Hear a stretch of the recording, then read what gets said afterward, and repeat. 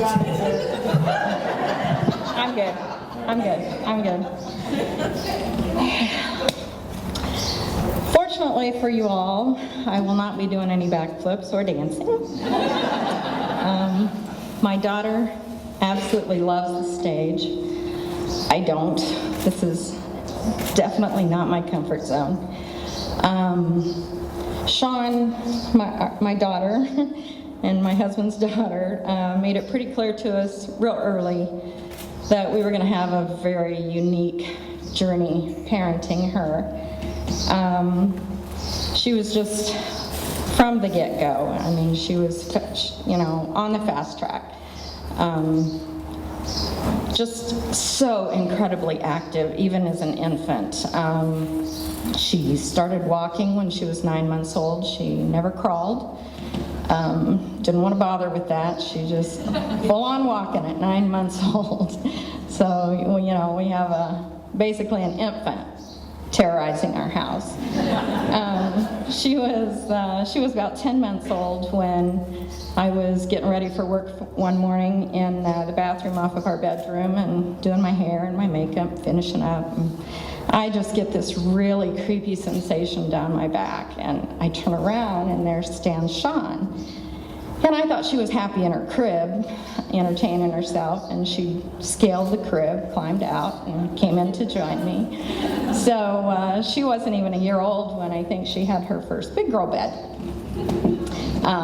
And, moving fast, because that's the way Shawn had us move. Everything was fast and furious with her. She was about 3 years old when we put her in her first gymnastics class, and that was literally out of desperation. At home, she was a terror, and she was a danger to herself.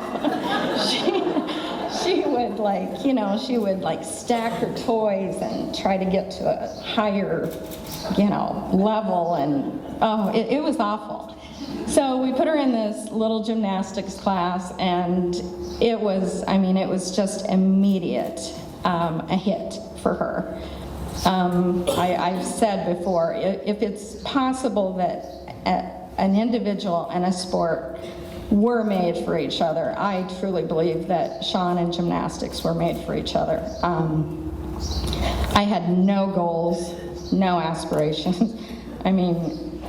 I just wanted her to be somewhere where she was safe and somebody else could corral it and be responsible for it. So anyhow, it started in these teeny tiny classes, and we took her a half hour one day a week, and we'd sit and watch because it's cute and that's what you do. And it just, we all know where it took her, but it just evolved, and it just kind of got on, which that satisfied her. It got on just like a fast track. Every day she learned something new, which satisfied her need for, she was just greedy for physical activity. And so anyhow, she progressed, and she did really well, and then she would do even better, and then she would win this, and she would win this, and she pretty much won everything she ever competed at.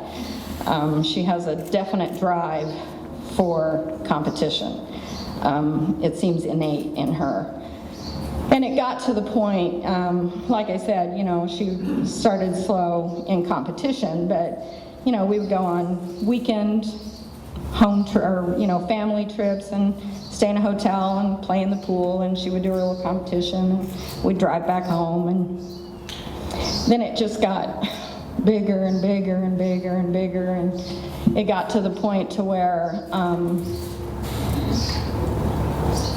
started at a half hour one day a week, and then the last 2 years going into the Olympics, it got to where she was going 4.5 hours 6 days a week.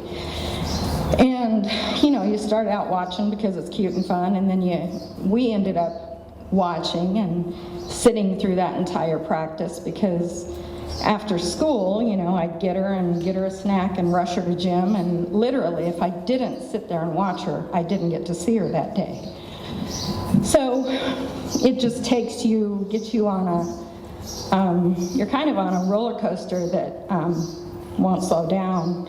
And she just kept being so successful, you know, and that's what she wanted, and so therefore that's what we wanted for her. And but the more success she had, unfortunately, the less we would get of her.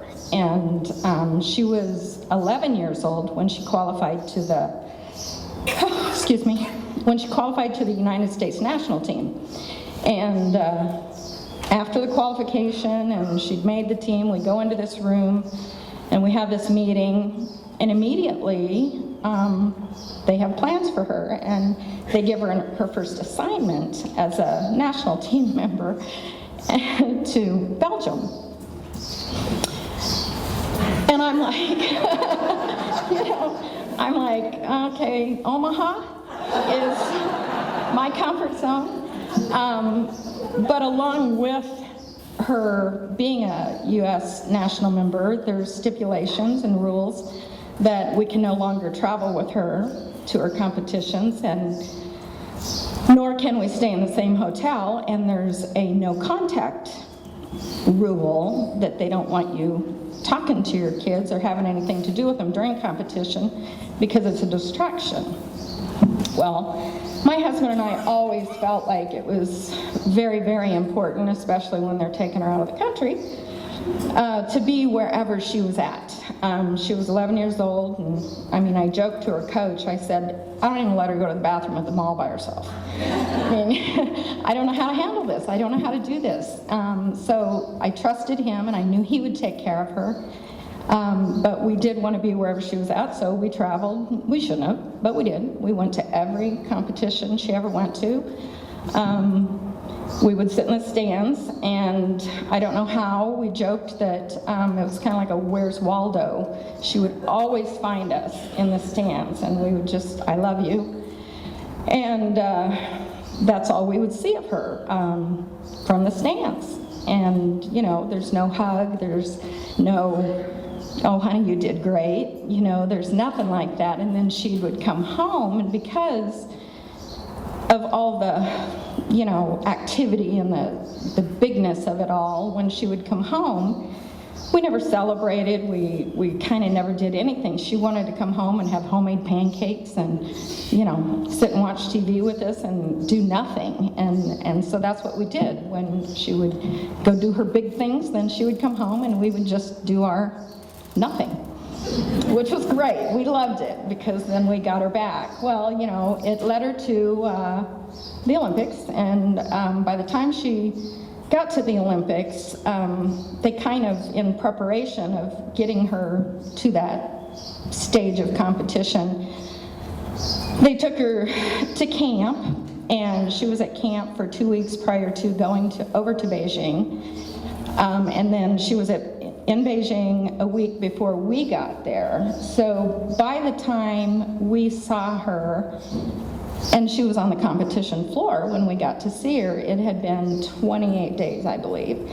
And it gets to the point to where you're just kind of desperate to be a part of your child's life, because life is taking her away from you with her success, which, again, that's not something we ever wanted to begrudge or be sorry about, because, my gosh, the things that she has gotten from her success have been wonderful. I don't know if everybody saw, you know, where they threw me up on TV and I'm bawling my eyes out in Beijing. I don't know what anybody's thinking I'm feeling at that moment, but truly, the only thing I was feeling was just relief that it was all over and that we would get her back. And then she's home about a week after the Olympics, and then the USA Gymnastics, they put on this tour to showcase the gymnastics team and their success, and they make a lot of money doing it. And I mean, the girls love it. It's the first freedom they've had in a very long time. So, you know, they're eating pizza and hamburgers and stuff they're not supposed to, and, you know, going at it. But so she's on tour, 40-city tour. She was gone for about 3 months on that tour. It was like the second week into the tour, my husband and I were back home, and sitting at a local restaurant. I think it was Legends out in West Des Moines. But, we're sitting there, we've ordered, and we're just kind of sitting there looking at each other, and we both know we're sad she's not with us. And I said to my husband, I really felt like we would get her back, but we're not going to get her back. And it was just a hard realization because she's only 17, and we kind of felt like we needed catch-up time. Well, while she's on tour, she gets a call from Dancing with the Stars. So since she gets back from the tour, then she has to go, or she wants to go, to be a part of Dancing with the Stars. Well, the show had never at that point had a minor on the show, and so the only way she could be on the show is if she had a chaperone 24/7. So I packed up my stuff and I moved out to Los Angeles with her to be her not want to be their mother roommate. She's ready to fly right now with her freedom and stuff, and Mom really wasn't kind of equated into that flight, but so anyhow, during rehearsals and preparation for the show, they rehearsed 6 days a week, and so I had to be there 6 days a week. Her partner totally didn't get it, was not happy with it, but because of the way they film, there's cameras everywhere, and these things everywhere, and I can't be seen or heard because I'm not part of the show. And at these dance studios, you just never know what you're going to get. I sometimes would sit behind a little half wall, or in their storage room, or if they had a break room, or if they had an office, for 6, 7, 8 hours, and entertain myself. But I read a lot. I read the entire Twilight series like that. And it was pretty good. But so anyhow, we get through Dancing with the Stars. She wins because that's what she does. And it brings, of course, then more attention and opportunity, which is wonderful. She has filled and emptied her bucket list 5, 6 times. She's still doing it. She moved to Nashville. She claimed it was for college. I think it was the boy. And it was the boy because they got engaged, and she ended up getting married in Nashville just last year in April. We planned the wedding not the way I had envisioned it. I figured it was going to be here, and it's going to be just low-key and cool. It wasn't. It was big. It was beautiful. We planned a lot of it via Skype because I was here and she was there. I went out a couple of times and we managed through things, but she married an absolutely, unbelievably wonderful man that I couldn't be happier where she is at today in her life with her husband, knowing she's absolutely happy, successful, still grounded, still humble, sweet, kind-hearted, fun-loving, and she's married somebody that I know is going to take care of her, and I'm at absolute peace knowing where she's at and what she's doing, and I'm just waiting now. She says that she will not raise her kids anywhere but Iowa. So I can't wait for her to get back, and that's what I'm looking forward to next, and that's my story.